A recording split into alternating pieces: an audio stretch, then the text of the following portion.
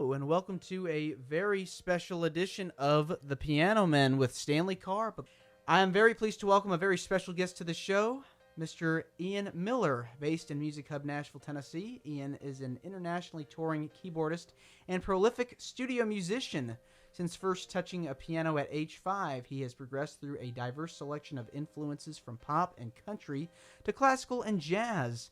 Alongside the keyboards, Ian specializes in various forms of full band production, mixing, and mastering, striving to help artists develop a sound that represents their musical vision.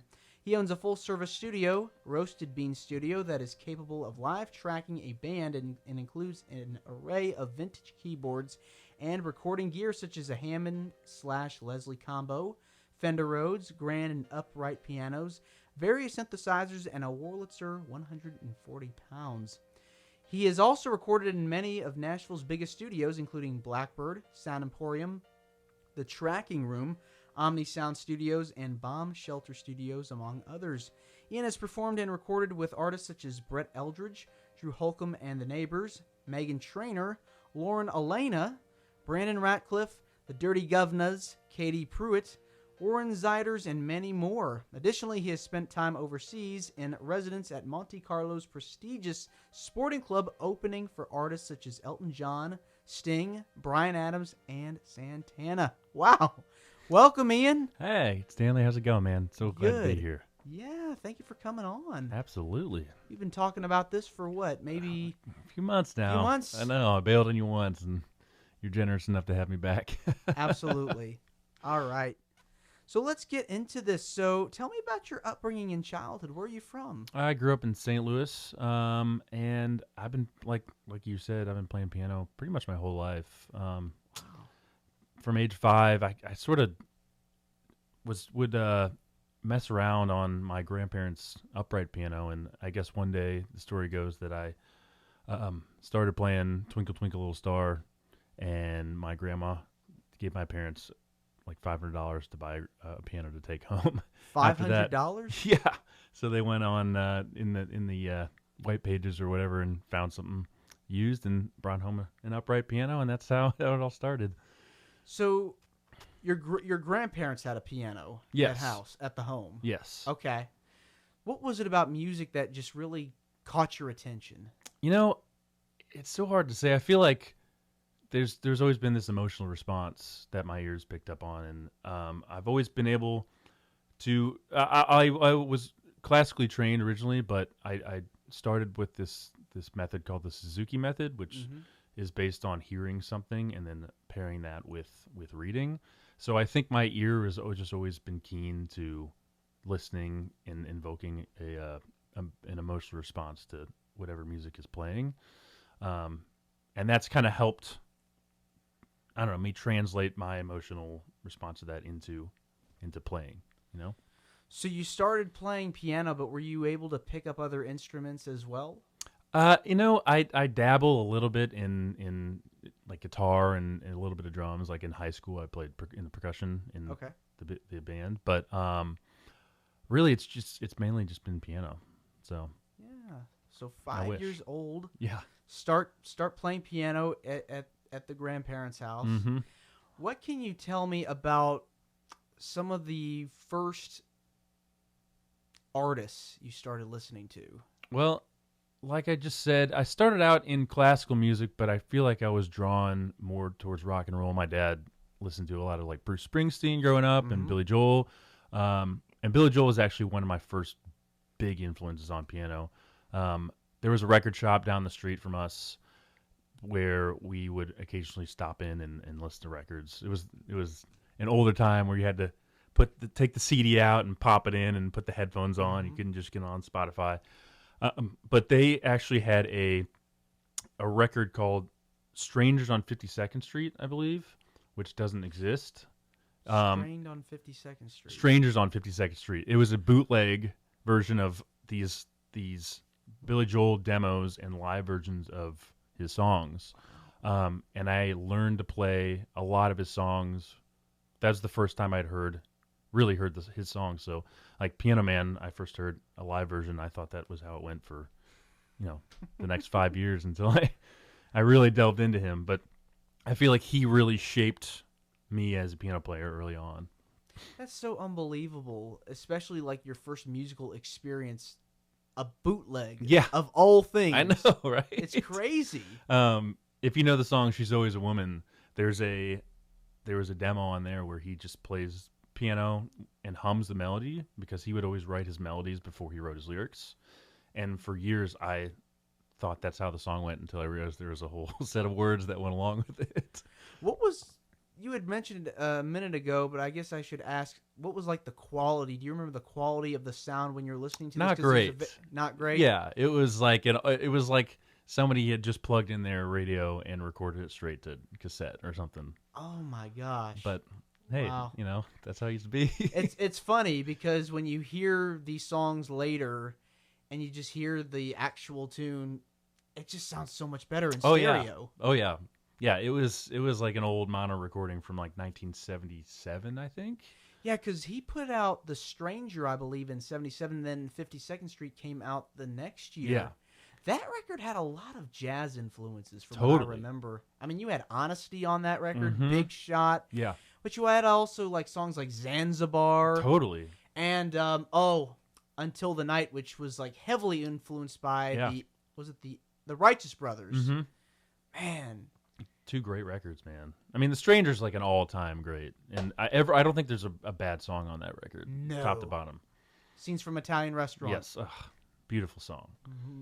That's like the, next to Piano Man, probably his magnus opus, because it starts out with that beautiful like Mm-hmm. ba-da-da-da, and then it just goes into this beautiful jazz sound. Totally. And it picks up that Yep. and then it just goes into this melody. Yeah, it's a whole story too. It's almost like it was influenced by. I feel like there's a lot of like rock opera happening at that time, and so it delves a little bit into that without going too far. But it just showcases his piano playing ability, which is unbelievable. I feel like he's. I don't want to say he's underrated as a piano player, but I love Elton John as a songwriter. But I think that as a piano player, Billy Joel outshines Elton John. They kind of typically get put in the same sort of box. I actually got to see both of them perform in that side by Nashville. side. Yeah, face to face. How was that? It was very like it was like really an experience that was just like once in a lifetime. Sure. Because you had two guys both talented in their own right, but to see them like perform together and then one person go off, the other person come on later, Totally performing their own set list is just, it's like an experience like you would never forget almost. Oh, I'm sure. Especially like if you're a piano geek like we both are Yeah. talking about it. It's like, it's breathtaking. Totally. And they both write great songs, so you appreciate every part of it. They're playing, their songwriting. Did they have a band as well? They did, that's yes. Cool. Yeah. Do you remember some of your first concerts? I think actually Billy Joel was my first concert. Really? Yeah, as it was a surprise. My dad surprised me and somehow kept it under wraps until he ended up getting tickets to the sound check as well. So we walked in and got to see Billy Joel sound checking with his band, and that was the moment it clicked for me that that's what was happening. And then I got to see him perform his whole show, and it was, I mean, I still think that was one of the top 3 concerts I've ever been to. Did you get to meet him afterwards? I didn't get to meet him, but I just got to soak it all in. I had some decent tickets, and one day. Yeah. One day. Someday. Yes. Yeah. It was always my dream. I feel like it was always my dream to be able to play with him, but I don't think that's ever going to happen. So. Never say never. Yeah. We'll see. All right. So Billy Joel was a big influence of yours. Who are some of the other artists that, just really, captured your attention? And any records you care to share that, just blew your mind? Yeah, I feel like another big influence was growing up listening to Bruce Springsteen. My dad. Oh, yeah. He kind of dabbled in piano and guitar, and like used to go play with his friends, but never was a professional musician or anything. But he learned Thunder Road and a couple of that songs off that record, Born to Run, which is one of top to bottom. I don't think there's a bad song on that record. No, that's like a Desert Island record. Yes. Ugh. I've actually seen him also in concert twice. Yes, and I have as well, and again, he's what, 75 now or something, and Yeah. still putting on huge energy concerts. Yeah, like him and Mick Jagger, like the top two at Yeah, least, it's wild, pumping man. up the crowd. Yeah. So I saw him in St. Louis, I don't know, 10 years ago, and he went on an hour late and then played for 4 hours. Goodness It gracious. was wild, yeah. Yeah, So- I saw him play 2 shows in Nashville. Second show, he actually was supposed to come in September, but I think he had to cancel for whatever reason. Mhm. But he played, like, to make it up to everyone. He played the entire Born to Run album in its entirety. When was this?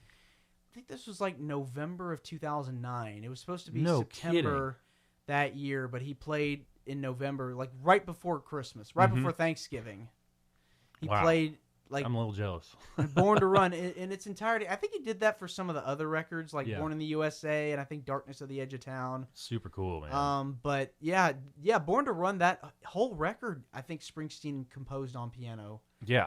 Oh, yeah. Also, all the piano parts are just brilliant. The way that every single part fits together on that record.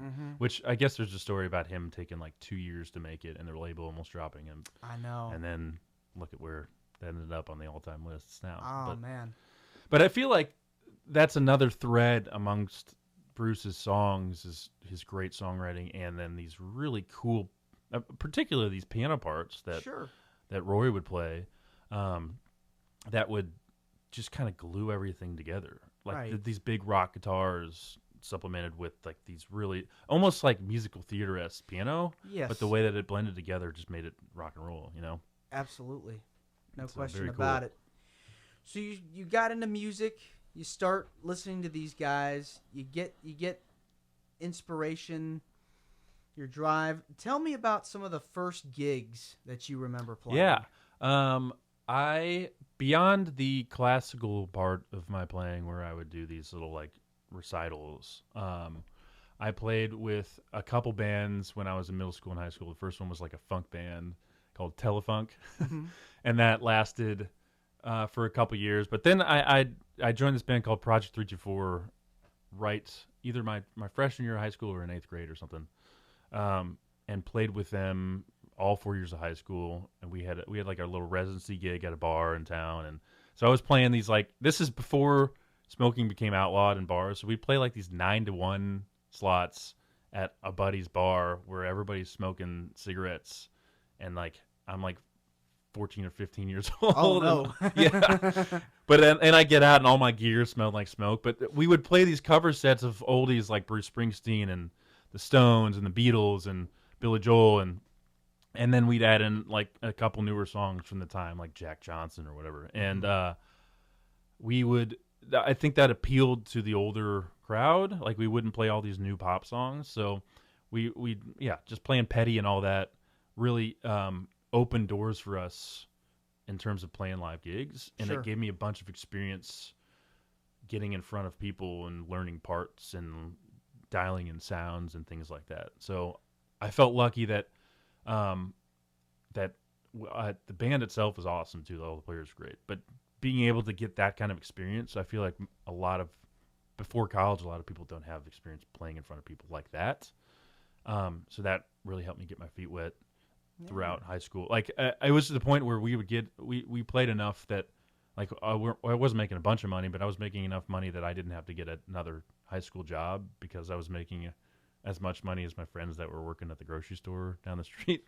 So, Yeah, it just sort of, you fell into it and you got, Yeah. you got lucky. yeah. So, Yeah. All right, so we're going to transition into our first selection of the evening. This is a song you played with Brett Eldridge called Magnolia. Tell me about this track. yeah, this was off of his 2020 record, Sunday Drive. And we performed this live at the very beginning of the year. I think it was February 2020, like right before all the COVID stuff broke out. And they decided to take a couple songs off of that performance and release it as a little EP. So this is the band playing Magnolia in Europe. Oh, okay, well, pretty awesome. All right, we're going to play it, Magnolia, right here on The Piano Men. All right, we're back here on the Piano Men, and I am chatting with Ian Miller tonight about his career in the music business. So you went to Belmont University and studied music there. Tell me about your time there. Yeah, so actually I studied music for 3 semesters and I switched and ended up getting a business degree. But I think that it was really important. Both of those things were really important for me. I really got to meet a lot of musicians and people who I now work with a ton. So it opened the door to all these different people that are now, again, working in the music industry. But and after 3 semesters, I switched over and ended up getting a degree in entrepreneurship, which I feel like is really relevant to being a independent musician. Yeah. So it really came down to the fact that I was doing a bunch of classes, not to discourage anyone for getting a music degree because they're great, but I was doing a bunch of classes that I didn't feel like I was getting the fullest out of. And instead of spending more time and money in school studying music, I decided to study business to support myself in the like entrepreneurship aspect, and then try and like break outside of the Belmont scene to play more in and around town. That's kind of an interesting way to look at it, because I was going to ask what made you decide to go into that field, because it kind of goes hand in hand with each other. Yeah. So it's kind of interesting. Yeah, well, my dad also has been a small business owner for the past 25, 30 years. So he's been a huge influence on how I do things. He's one of my biggest mentors. He, like, his work ethic and his just like commitment to doing things ethically and treating people well. I feel like he passed along down to me. So Belmont, the reason I went to Belmont in the first place is because, or I was looking at it, is because they had a like liberal arts or business school plus a music school, and a place like Berkeley, while it's a fantastic music school, doesn't have the option to like switch in within the school. So I actually looked at Belmont first because of their business program, and then found out they had a great music program, and then ended up switching back once I was there. But I'd say the biggest thing I did get out of Belmont, again, was beyond meeting some amazing musicians and some of my best friends, are like the private lessons there really elevated my playing. You got a variety of different options and choices. Totally. You go anywhere you wanted to in the span of 4 years. I know you said you did 3 semesters there. Yeah. Tell me about some of the teachers and mentors in your life at this point that gave you some advice that really stuck with you. Yeah, I would say in a roundabout way, one of my professors of one of the small groups, Alex Graham, he runs, I think he still does this, Mackinac Island. I don't know if you ever heard of that. It's this tiny island north of Michigan. It's like 7 miles in circumference, and the only way to get around the island, you have to take a ferry to the island. You can only walk, ride a bike, or ride a horse. They have horses up there. Interesting. And they have this big hotel called the Grand Hotel, and it's probably close to 100 years old, if not more. It's historic. Yes, it is. And it's famous up in the north, like Midwest area. But Alex Graham, Dr. Graham, runs the music program there. So at the time, he was bringing students from Belmont up to go play every single night for like, I think it was 4 or 6 weeks or something like that. So we boarded up there, played every night, a jazz set, and then like a pop set, which is kind of like hits for the 1940s to the 1970s. And also we took private lessons with some of his New York buddies that were up there. So I had the biggest, I think, musical growth spurt I've ever had. I learned more in those 4 to 6 weeks than I ever had in that period in my life, because it was just studying and then immediately putting into practice every single day. And then the guys I was up there with are some of the like closest musician friends I have, because we played together every single day for 4 weeks. You know? Yeah, 4 to 6 weeks. Yeah. I mean, that's crazy. Yes, especially when you're on just a tiny island. There's not a ton to do, but It really does make you close musically with whoever you're there with. And you'd play like performances. Any particular songs you enjoyed playing? Oh man, I mean, every night we'd play Brown Eyed Girl, so that's pretty cool. Hey, can't go wrong with some Van Morrison. Honestly, I got really into Bill Evans at that time. I kind of had listened to him here and there, but we would, after our sets, we would buy like a 30-pack of Busch Heavy, because that's the only beer that they had on the island, and we'd go back to somebody's dorm room and we would just listen to a bunch of Bill Evans, or we'd listen to an artist. And then I think the fact that we were all listening to the same music and then again playing together just created this sense of understanding that it's some of the deepest I feel like I've ever played with other people. So just like this culmination of playing and listening and like really diving into it was like being in New York without like having to like suffer and be impoverished. Right. You know? and minus all the big buildings. Yes, yeah, that's being in a tiny place and with nowhere to go. Yeah. So I feel like that had a huge impact on my career and my playing, the playing part of you know. Yeah, definitely.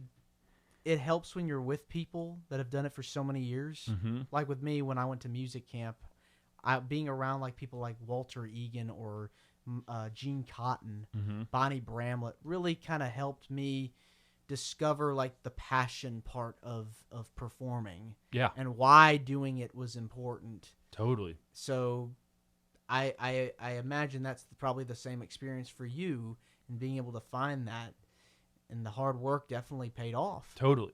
Yeah, it's amazing just to think about. Like I was always a little skeptical of like overlearning, if you will. Like just imagining that I would think too academically about the way I'm playing. And then halfway through that trip, I realized that I was playing things that I never would have imagined I would play. But I wasn't thinking about these new things I was playing, which had become part of my musical vocabulary. And I realized I could make the conscious choice of playing. I guess the having two different music sets also helped, because one was this jazz set and one was a pop band set, and realizing I could play all these new extensions and then in this jazz set, and then forcing myself to really strip it down and play like triad basic chords for Brown Eyed Girl really opened my eyes to it. It's really powerful to have a big musical vocabulary, and also the self-awareness of choice to choose the correct. Being a well-rounded musician, yes, definitely is a key thing to making it in that industry, because you want to know different styles. Yes. And it kind of forces you to learn different rhythms as well. Yeah, but it also helps you have the self-awareness to make the right decisions based on what genres of music you're playing, you know? True.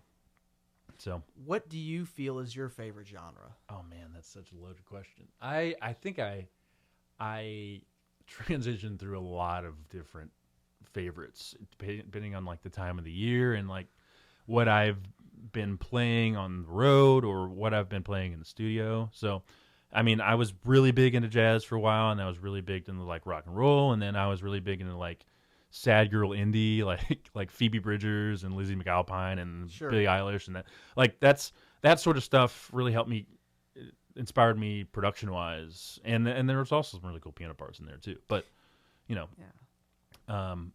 I feel like it just kind of shifts based on my interests The thing about music, especially if you're a music lover, is that sometimes you'll kind of go through music cycles. Totally. Where you'll listen to an artist for a certain period of time. Like let's say a Billy Joel. Mm-hmm.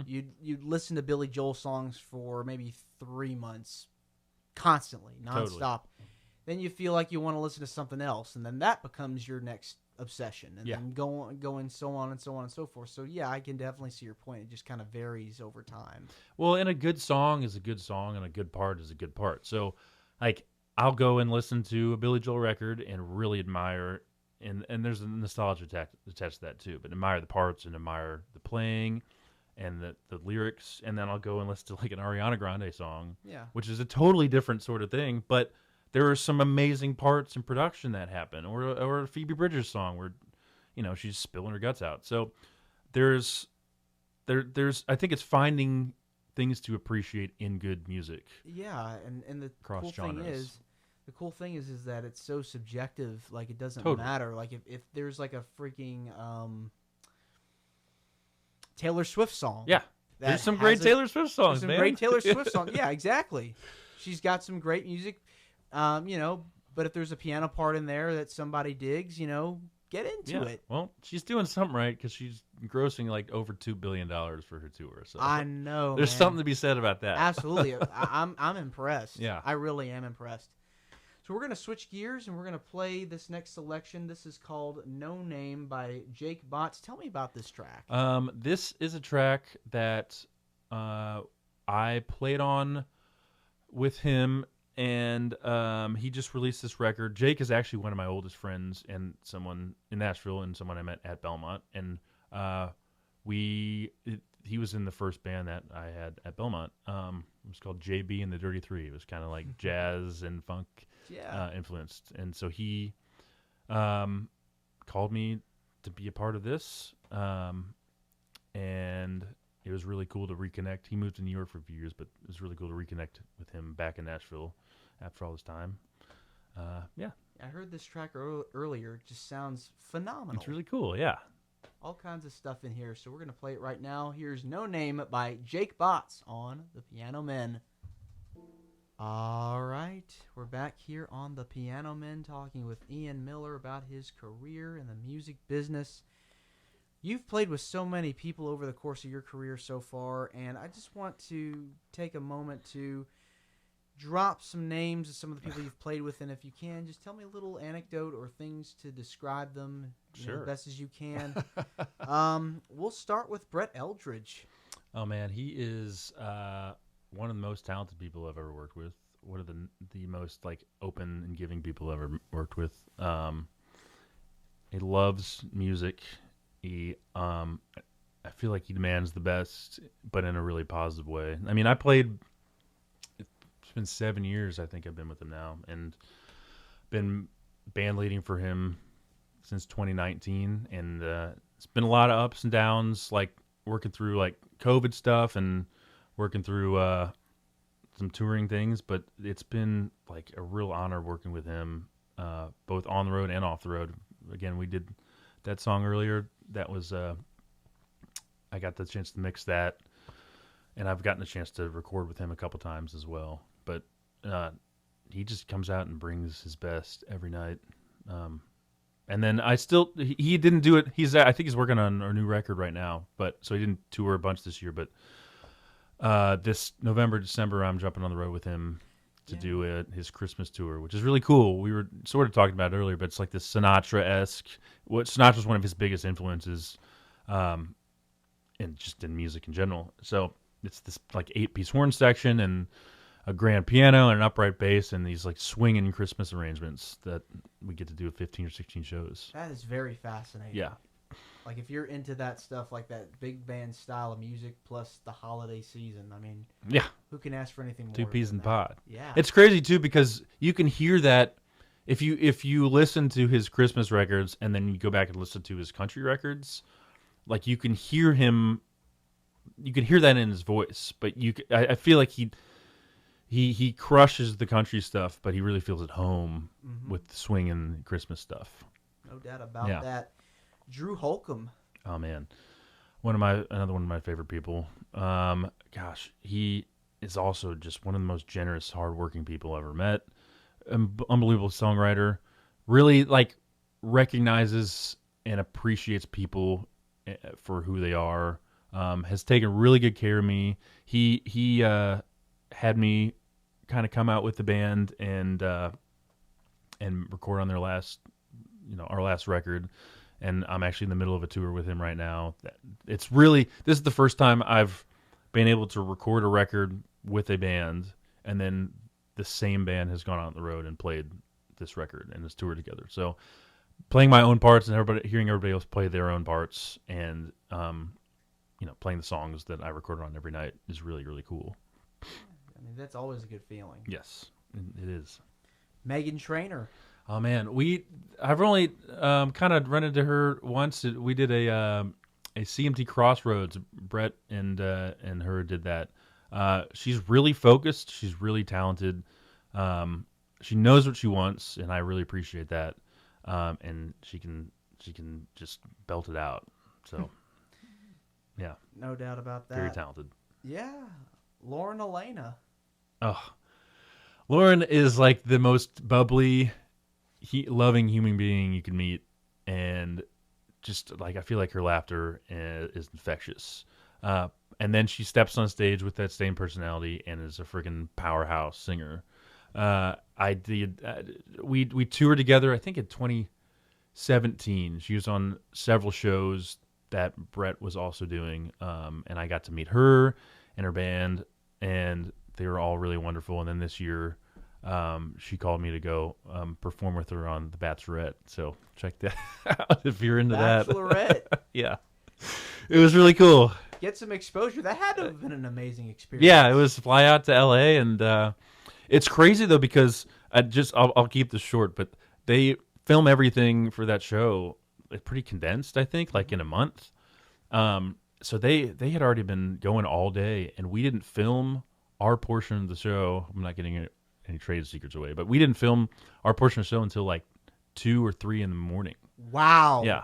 So that was early. Yeah, and that was LA time. So we just flown in from Nashville. It felt like 3 or 4 Nashville time. It was crazy. Yikes. Yeah. 3 or 4 in the morning. It felt like it because it was West Coast time. So Yeah, like 2 hours difference. yeah. Okay. But yeah, she is just a big bundle of joy and an amazing vocalist, and really takes care of anyone that she works Good with. human being. Yes. Lovely human being. Now you've also rubbed shoulders with some people as well. Yeah. Touring, playing sports clubs. Sir Elton John. Yeah. I did this when I was in college, actually. As a quick aside, I played for these vocalists and like just accompanying them for the school. And an old student there called the teacher I was accompanying for a wedding gig, and I got hired for that.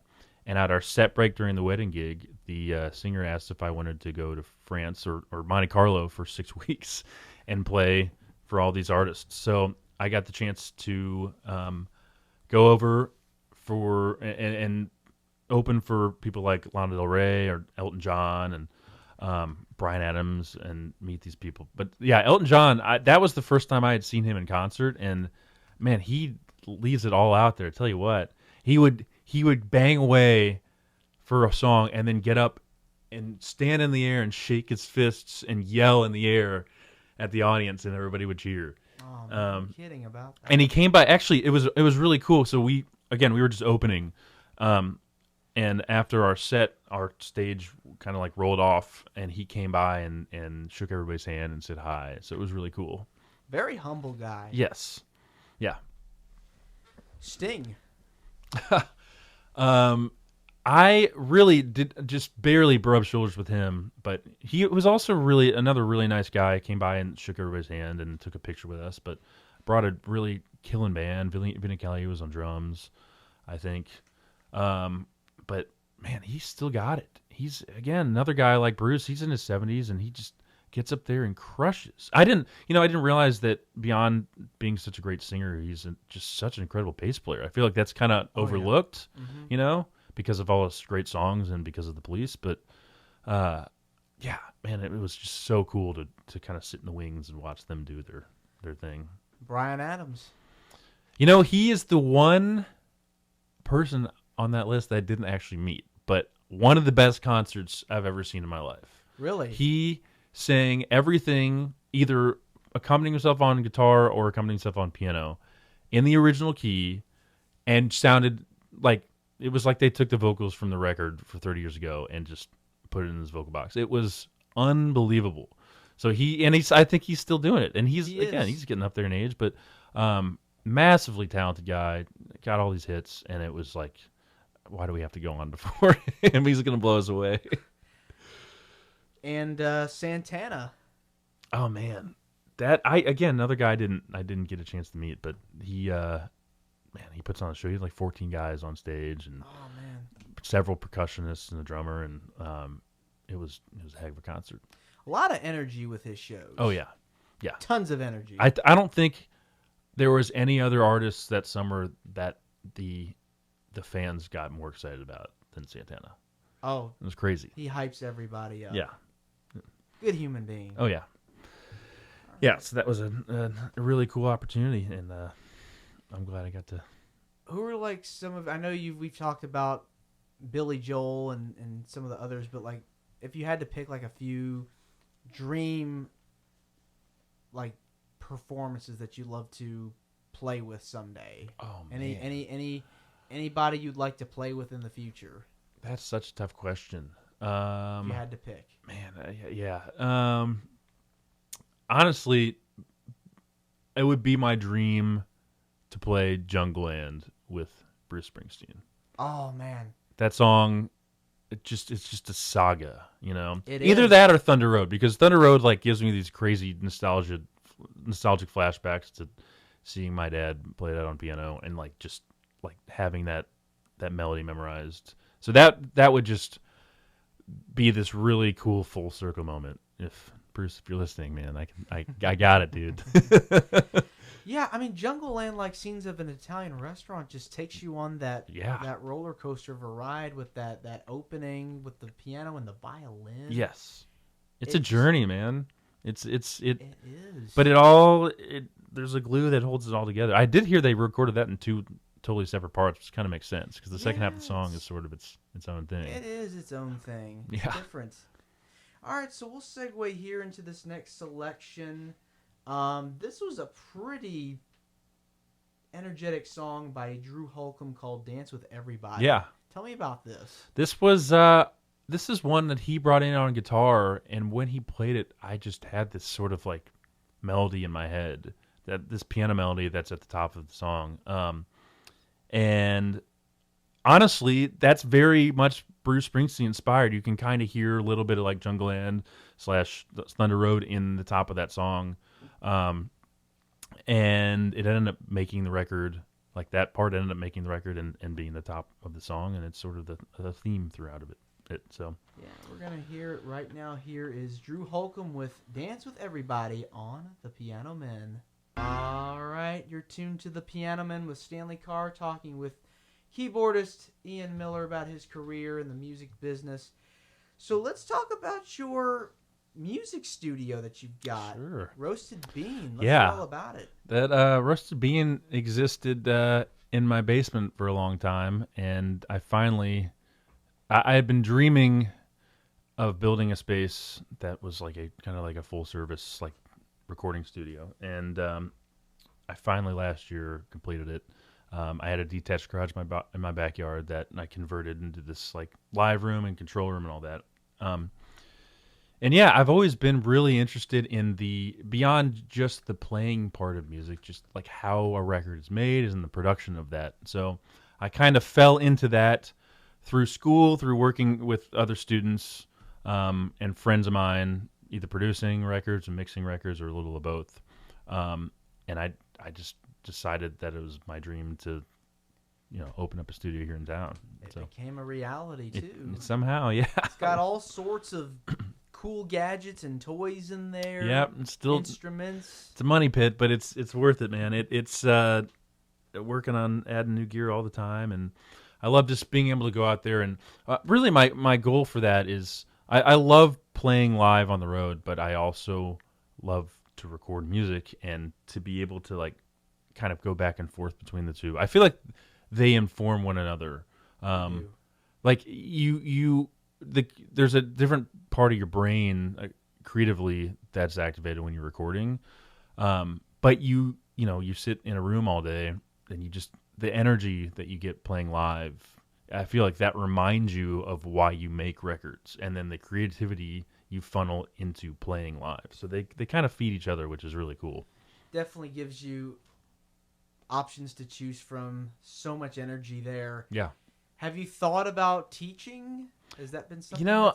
I've considered it, but I just don't think I'm a very good teacher. I wish I was better, and honestly, if I did it more, I might be a better teacher because it kind of forces you to explain things in a way that's not like that other people understand, and I feel like that's not one of my strong suits. I haven't really gotten much into teaching. I don't know if I ever will. Maybe I will someday. So, but who knows? Yeah, right now it's just performing. Yeah. So what's next for you? I am currently on the road with Drew Holcomb and the Neighbors. We leave tomorrow night to go play a few shows, and then we're back in town for a while, and we finish up our tour at the end of the month. And then, as I mentioned earlier, in November, starting November and December, I'm out again with Brett Eldridge doing his Christmas tour, and then beyond that, just filling in dates. I feel like every day I'm working. I'm not on the road. I'm working in the studio somewhere, either at my studio or somewhere in town. So yeah, that's kind of what's keeping me busy. Do you feel the music business has changed at all since you started? That's a really good question. Yes. I think that specifically touring has it's changed a lot after the pandemic hit. Everything's got a lot more expensive. But I think that people come out with more of an appreciation now. Like after not being able to see live music for like 2 years, I think there's intention when people come to shows, and we've seen a lot of that in the concerts we've played this year. You know? Yeah, the ticket prices have definitely gone up. Oh gosh, it's outrageous. But yeah, everything else has gotten. It's really expensive to get a bus. It's really expensive to sell merchandise. It's really expensive to pay musicians and to pay for gas and pay for food, and very frustrating. Yeah, so everything's just kind of gotten more expensive. But again, I feel like while ticket sales might be down, which is kind of a bummer, like people that show up to your shows are there because they really want to be there. That might be the one show they've come to this month, you know? So there's definitely more engagement. I feel that. It's really cool. Support your local musicians. Please.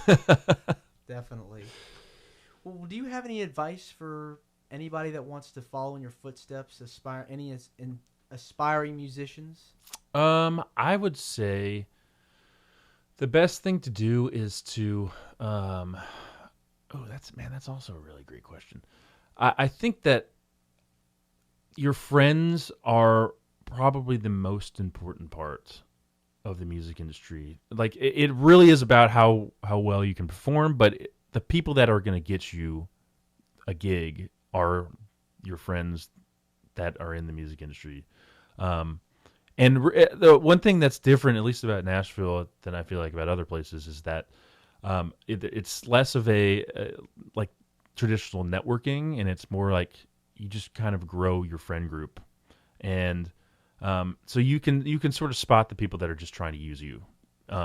So be nice and be humble, and you could be on the top of the world playing the Today Show one day, and then you could be like at a greasy bar the next day. You never know what's coming.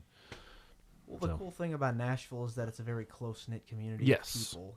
Yeah. And a lot of people, you talked about networking, a lot of people that network, they want to support each other. Yes. They want to root for each other.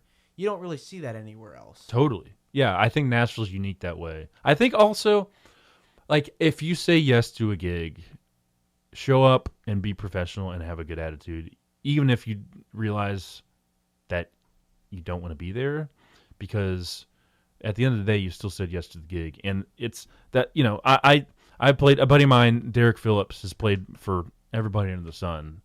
He played for Brett Eldridge for a while. He played for Hank Williams Jr. for a while. He's played with like Charlie Hunter, and I played a few gigs with him that were less glamorous than that, if you will, like playing weddings or whatever, which are still great gigs. But this guy came and had like the most positive, outgoing attitude about that gig, as he had this basically the same mindset going into playing a wedding as he did playing a stadium show. And so I was like, who am I to think to like have a bad attitude about coming to a gig that I say yes about? So I think that sort of integrity is really important. I love how you said it because it's good to have a positive attitude towards Yes. anything you do. Yeah. Not just with music. Yes, and it ends up making it better. Even it might still be a great gig, or it might be a really bad gig, but if you can find the good in what you're doing, it makes it a more positive experience for yourself and everybody else. No. And people notice that, and then you get hired for other things. So, no question about that. Wow, Ian, this has been wonderful getting to talk with you about Likewise. your career and in the music business. I want to say thank you for coming on tonight. It means a lot to me and to the listeners. Where can people find you on social media? My Instagram handle is at Miller Keys. I have a website that sometimes I update. It's ianmillermusic.com. And I think that's about it. I'm not super active on all that stuff, but I try. I try and post more. I've been trying to post more lately. So you can tell them about your upcoming gigs. There as you well. go. Yeah, check it out. Yeah. Well, Ian, again, this has been wonderful. You're more than welcome to come back. Awesome. Thanks so much, Stanley. I appreciate you having me. Yeah, my pleasure. We'll see you next time. Folks, this is The Piano Man with Stanley Carr. Tune in next week for more of your favorite music, favorite artists, and so much more. Till then, be sure to check out our Facebook page at facebook.com/The Piano Man Radio Show. I'll see you next week.